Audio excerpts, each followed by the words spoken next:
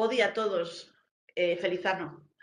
Comezamos esta nova edición das sesións técnicas para dar visibilidade ao que se está a facer no ámbito da saúde pública. Este novo 2026 saca un novo cronograma do primeiro semestre que tedes publicado na web a través do observatorio, na web da Escola Galega de Saúde Pública, pero podes acceder a través do Observatorio de Saúde Pública de Galicia. E comenzamos o ano cunha sesión técnica a cargo de Carmen Rodríguez Otero, que nos vai a falar da importancia da sinatura na recuperación da produción científica. Carmen é a xefa de Servizo de Xestión de Coñecemento e Innovación en Saúde Pública desta Dirección Xeral, licenciada en Xeografía e Historia pola Universidade de Santiago de Compostela e licenciada en Documentación pola Universitat Oberta de Cataluña. Ademais, pois leva máis de 15 anos como bibliotecaria en Bibliosaúde, a nosa biblioteca virtual da Consellería de Sanidade, así que ten ampla experiencia como bibliotecaria e tamén traballou pois noutras unidades como no Hospital Pomisau no Complexo Hospitalario de Ourense.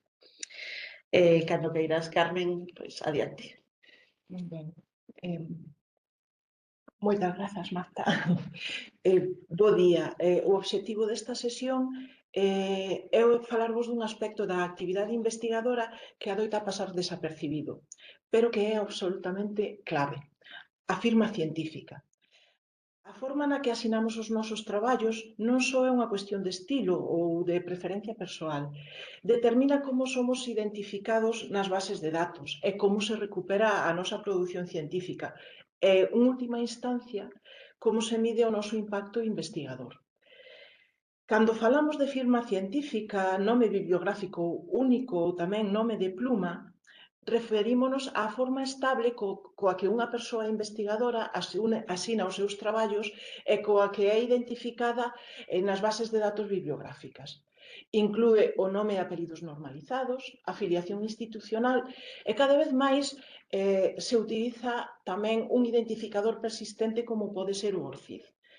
A clave aquí é a estabilidade.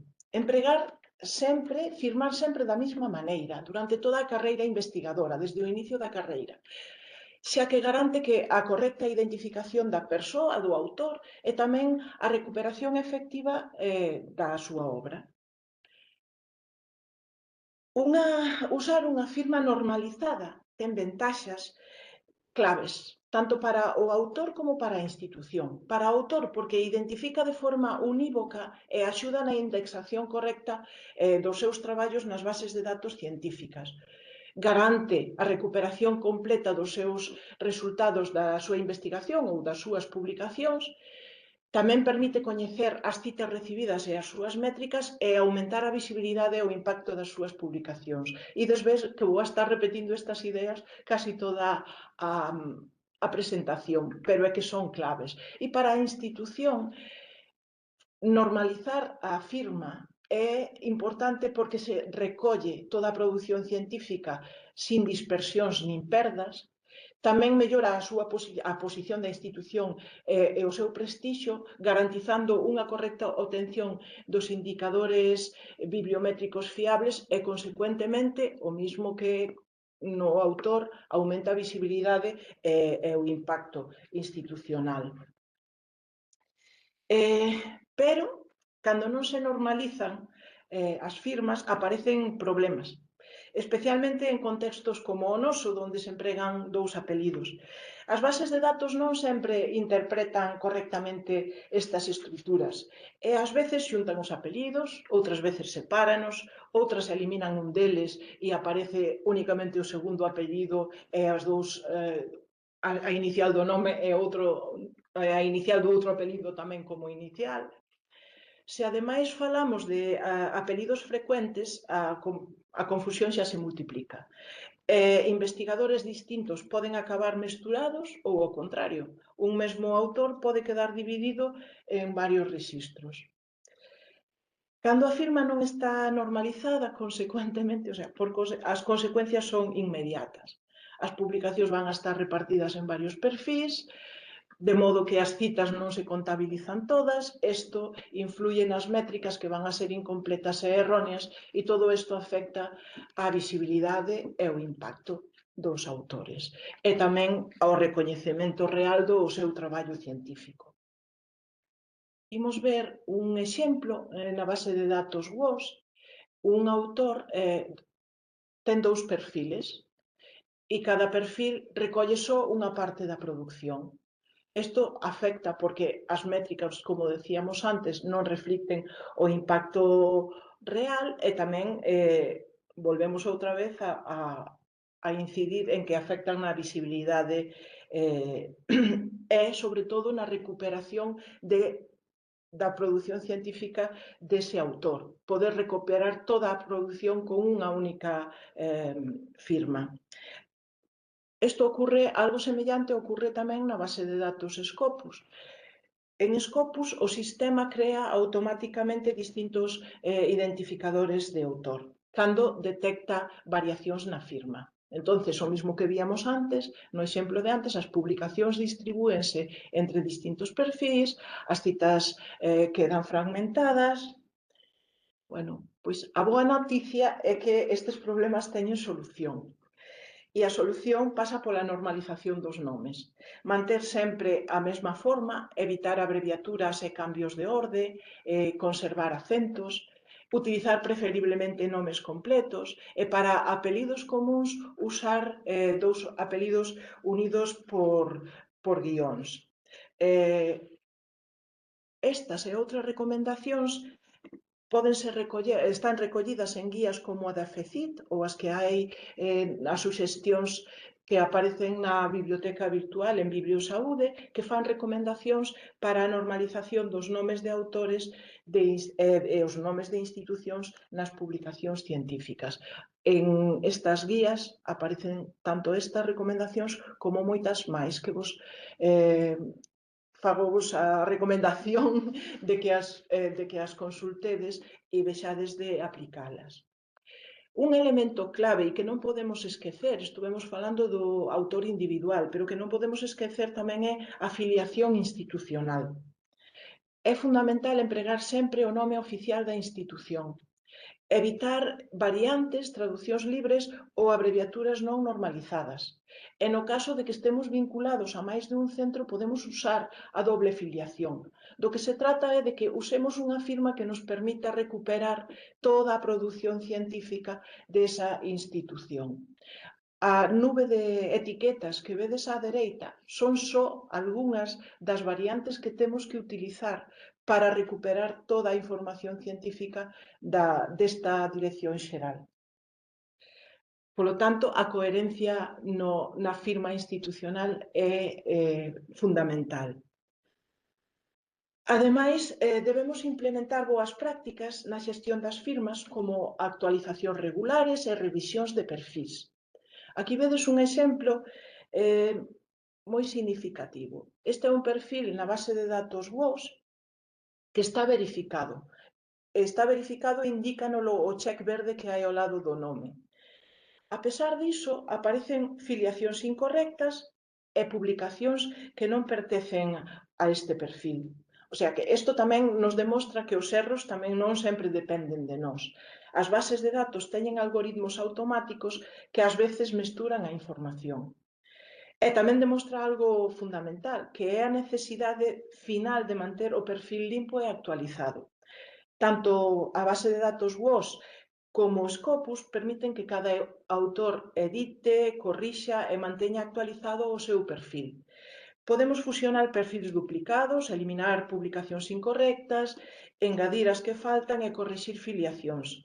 É unha tarefa tediosa, pero é que é imprescindible para garantir que a produción científica se recupere de forma correcta, completa e automatizada. O ideal, como decíamos ao principio, é que escollamos a nosa firma ao principio da traxectoria investigadora. Pero, se non foi así, sempre estamos a tempo de correxilo.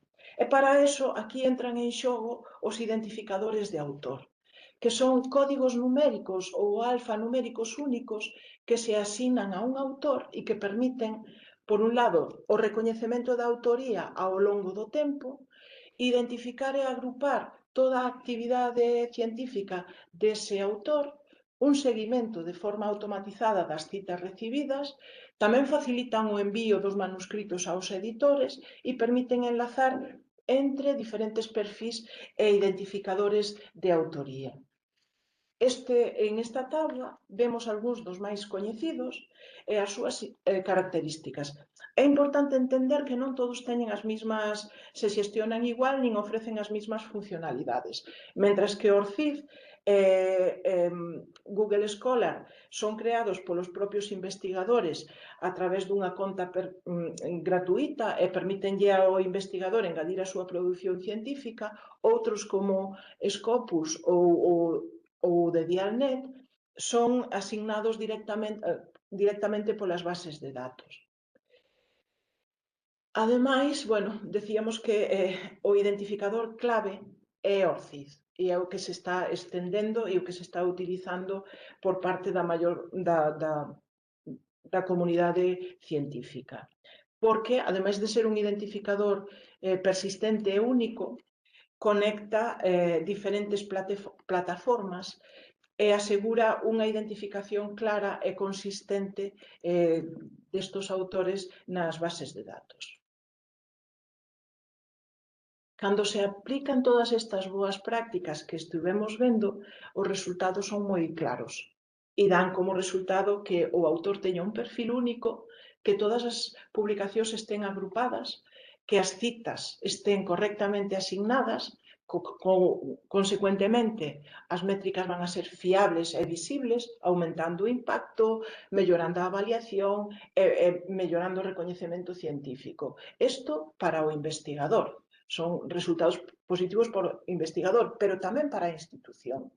Porque ter unha firma científica normalizada optimiza os procesos automáticos de recuperación, xestión e avaliación da produción científica.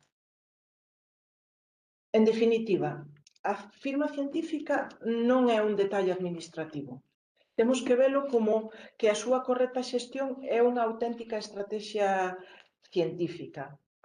A normalización da firma persoal e institucional é esencial para garantir visibilidade, impacto e métricas fiables. E o uso de identificadores como ORCID xa é imprescindible en calquera carreira investigadora. Unha firma normalizada tanto individual como institucional garante a correcta recuperación da información e a avaliación da actividade científica. Moitas grazas pola vosa atención e se tedes algunha dúbida e queredes ampliar información sobre a normalización da firma ou o uso do ORCID, estarei encantada de axudarvos. Aí quedan os correos electrónicos de contacto. Moitas gracias. Moitas gracias a ti, Carmen. Sabedes, como sempre, que as sesións técnicas quedan publicadas, estes vídeos das sesións son accesibles dentro de uns días na web da Escola Galega de Saúde Pública, así que se queredes tedes opción de volver a vela. Nada máis por a nosa parte, emplazaros ao próximo martes 27, donde tenemos unha sesión técnica a cargo de Miguel Pombar Cameán sobre o estudo das dosis de radiación recibidas polas mulleres no Programa Galego de Detección Precoz do Cancro de Mama entre os anos 2007 e 2024. Bo día a todos.